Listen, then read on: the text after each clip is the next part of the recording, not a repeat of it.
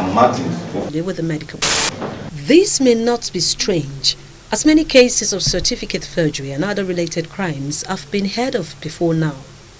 But the case of this 44-year-old Martins Ugu Okbe is one that will not only be mind-boggling, but raise questions on how he managed to succeed in his deceit for almost a decade, especially with the medical profession.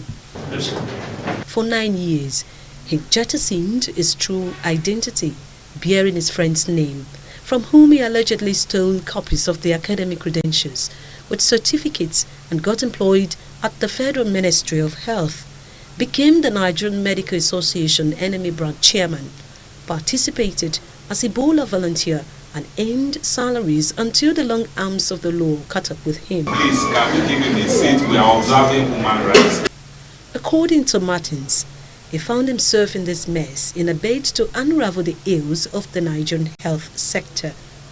And how true is his claim? In the course of my sojourn there were deadly missions that were to be carried that even the doctors were scared. But how did he succeed for this long in the midst of real professionals? Mr. Ugu was an argumentative and bellicose officer who had tormented the lives of other colleagues in this ministry. His professional conduct and unwholesome behavior of inciting trouble and blackmail by the self-acclaimed medical Dr. Martins Ugu Okbe prompted an anonymous petition against him to the Federal Civil Service Commission in May 2015.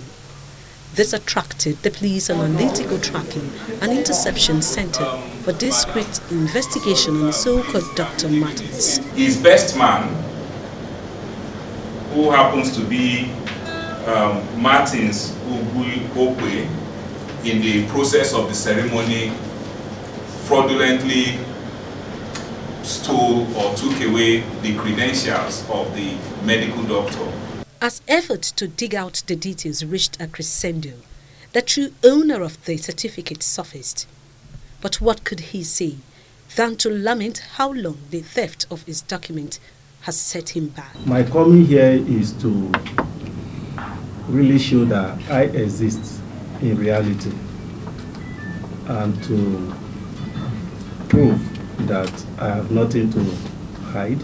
The facial expression of most staff at the ministry who worked with Martins is that of a show of shame, defeated and outsmarted by a con. Now imagine what has happened over the years for a man who worked here for almost a decade and even participated in the Ebola mission, as at the time the country was faced with the challenge of the killer disease, only for an investigation to reveal that he was an imposter. Have feelers, that he has sponsors, both internal and external. And he has men and women who are also stepping into his shoes, who are also busy sending threatening letters. Despite that he never opted for clinical services to avoid damages, Martins dealt with the real professionals and even Martins concerning life, making decisions and handling administrative matters for 9 years without anyone noticing. Ijoma Osamor, AIT News, Abuja.